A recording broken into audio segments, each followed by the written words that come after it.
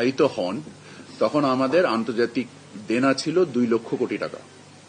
সেটা এবছর এসে উপনীত হয়েছে 23 লক্ষ কোটি টাকার উপরে। এই যে সামগ্রিক দায়, এই দায়ের জন্য আমাদের টাকার যে মূল্যমান কমেছে প্রায় 46 ভাগ। আপনি যদি দেখেন যে ওই 46 ভাগ মূল্য, আমি সবসময় যে কথাটা বলি যে আমাদের ব্যয় বা বিনিয়োগ হতে হবে যে আমার ব্যয়ের উদ্বৃত্ত তৈরি করতে হবে, এবং আমরা এই ঋণ ভিত্তিক যে ব্যয়গুলো করেছি তা আমার আয় তৈরি করতে পারেনি।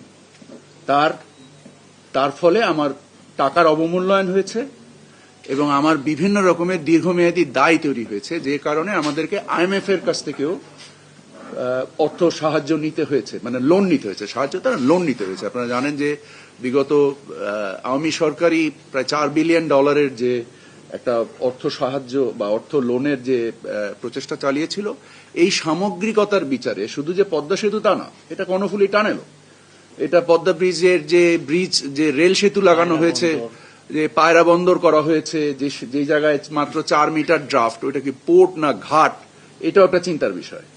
এবং বিভিন্ন রকমের যে অযাচিত এবং অপরিণামদর্শী যে প্রকল্প ব্যয় করা হয়েছে তার একটা সামগ্রিক রিফ্লেকশন আসছে আমাদের নিত্যপণ্যের বাজারে। এটাতে অস্বীকার করার কোনো জায়গা নেই। এটার একটা গতিশীল প্রক্রিয়ায় যে IMF এর লোনটা বাংলাদেশে আসতে বাধ্য হয়েছে, কারণ আপনার যে অর্থনৈতিক বাস্তবতা যদি আপনি আজকে অস্বীকার করেন, যখন দেশের সমস্ত পণ্যের ব্যাংকিং সিস্টেম ডিস্ট্রয় হয়ে যাচ্ছে, অর্থনৈতিক যে সাগর পরিমাণ চুরি হয়েছে শ্বেতপত্রে, আপনারা কি সেটা দেখেন নাই? আপনি কি সেটাকে কনভিনিয়েন্টলি সুবিধাজনকভাবে ভুলে যাচ্ছেন এই কথাগুলো? তো আপনি যদি মনে করেন যে ওই অবস্থার ওই ক্ষতকে আপনাকে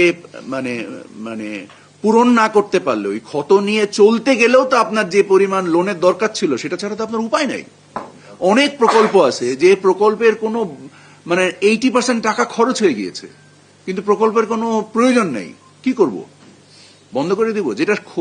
যেটা করা গেছে 5% 10% হয়েছে, সেগুলো বন্ধ করা হয়েছে।